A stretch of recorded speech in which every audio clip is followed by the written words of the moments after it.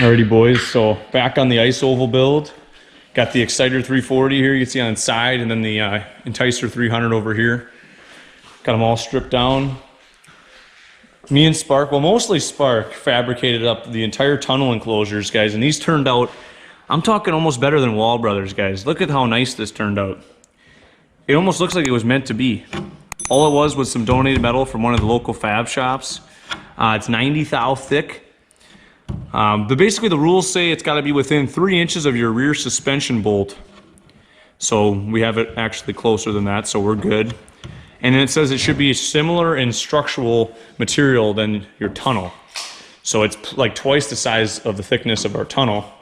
But you can see it looks absolutely cherry. We riveted all rivets, riveted the snow flapped, two pieces of metal together, and then riveted to the tunnel. Right there and there, and then put 2 rivets in the snow flap in the center, and then the exact same thing on the other side. Just measured everything up and cut it, chamfered everything, and then riveted it on. So just basically a bare chassis still. Put the skis on the front, put our carbide measurements on here. Just got to drill the skis for carbides yet, and basically we're good there.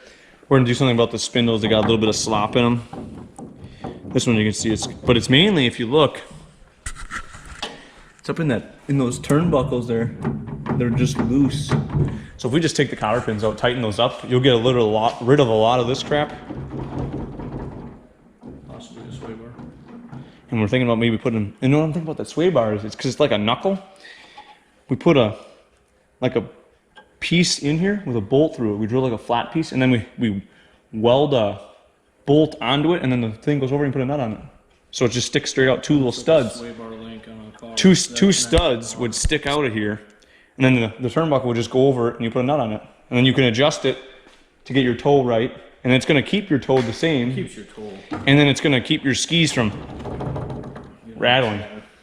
So, and it's technically not a sway bar, because it's not, how do they say it? It's not, because a sway bar is like kind of on the chassis. Yeah. Well, it's chassis to be chassis. Right, and these are just ski to ski, so it's just a stabilizer bar. It's not a sway bar. So that's what we're planning on doing. We're probably gonna enclose the clutch covers. We'll do that at a later time. Next priority is gonna be getting tracks and suspensions and lube tanks. Because that's all tunnel related. Then the entire rear to the front is done. All we gotta do is get a battery operated taillight, and we'll put that on. That's maybe a couple freaking self tappers, maybe some double-sided, or even Velcro. Who knows? Just something easy. We'll go on Amazon, get like a $10 Amazon special, probably like a 12-inch on each. The Enticer, we did the exact, and the funny thing is, like the measurements we did are both the exact same for both, I think. We measured the metal was the same. This one here, guys, you can see turned out just as perfect as the other one. It just looks a little bit, it doesn't look as cool as that one because of the tunnel. But you can see underneath, the exact same thing, rivets. This one here, we put the bolts through for the grab bar. But that's the way perfectly legal to race with. Also, we're gonna have to fabricate Mark's bars. Here's what he's got. It's the wall bars with the Polaris stem sleeved over a piece of pipe, and that's gonna go on his here piece. But we have to get the seat on to see where he wants to sit, and the hood, so we can shim this down to clear, so he can actually turn right if he has to, as opposed to just left, because on the track you may have to do a right turn to get turned around if you get a restart. You don't want to be the guy that has to lift his sled around, dude, in a circle. That would look stupid. But yeah, we made big progress this week. Also got my throttle block on, just mocked up. I can tell you right now, it's got about 50% more pull than the old one. Yeah, I mean, we could definitely do some demonstration here on the... Also, guys... The old one? Oh, I think we might have threw it. Oh, that's all right. It was junk anyway. Anyways, guys, cheap handlebar extension, piece of, conduit pipe?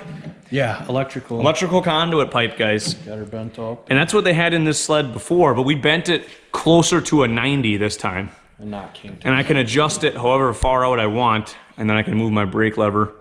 And we're gonna basically put a bunch of tape, and then the weed whacker line, and then the grip tape over the top of that. And then we're gonna weld a fender washer on the bottom. Maybe it wasn't that. Yeah, the fender washer is gonna get welded on the bottom because that's your stopper. So that'll be one thing we do kind of later on. And then we'll be getting the motors hopefully done in the next 2 weeks. That's the last thing we got to jam on there. And we got to clean our clutches yet, our secondaries. Take those apart and clean those out. And we may make our wiring harnesses. We may just run what we got. I don't know. You got the stuff for it. But we're going to think about making our own wiring harnesses, guys, just to get rid of this old 1980s and 1970s wiring. Because it's really only like 6 wires to run the whole thing. Right, and some bullet connectors. So we could probably fab it up in 2 hours. We got all the wire. Just label everything, make a little diagram for ourselves, and just copy and paste. The nice thing is we have two of the same sleds with the same harnesses, so nothing can really go wrong there. And yeah, clutch cards will be fabricated hopefully at the end. But made some huge progress this week, was very good. Also got our new gas tanks. We got the wall gas tanks. We got them kind of set in there.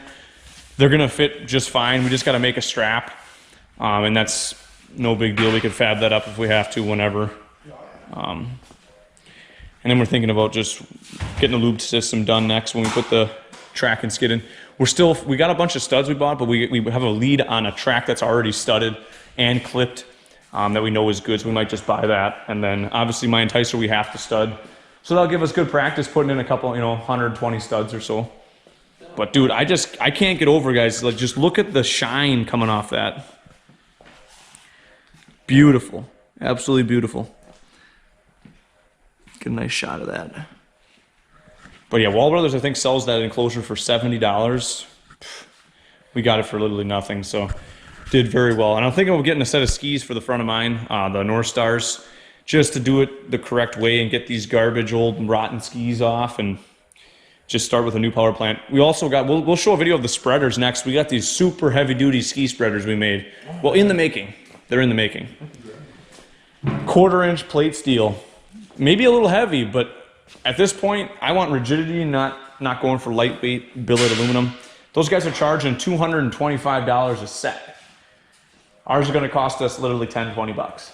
Yeah. So here's our pattern right now, guys. That's 1/4-inch plate. It's going to give us 2-inch on each side. 3 inches the limit, but I figure 2 is plenty, just to give us some 1/4-inch.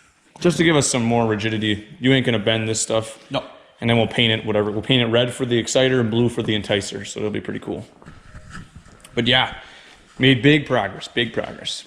Look forward to more parts for sled builds. I know there's not a lot of content out there about, making one of these oval sleds, and trying to find somebody that actually knows what the hell they're doing that's going to tell you it's kind of hard. Thankfully, we got a few guys that have been helping us, and that really helps out a lot. But now we can make videos to show other people that guys are on a budget, like us. We're not putting high dollar. I mean, well, we are putting high dollar, but not a lot of dollars. In the end run, we're cheaping out on the stuff we can cheap out on, like that. I'm not going to spend $100 on a piece of aluminum when I could make it for 10, 20 bucks. You could just buy all the material. But yeah, turned out very well. We'll have to update you guys when we get some more progress done. Hopefully when we get these tracks getting ready to go in, and that lube system, a lot of people are always curious about how to put those together. Ooh. And we're amateurs, but we know, I've got a good idea how to do it.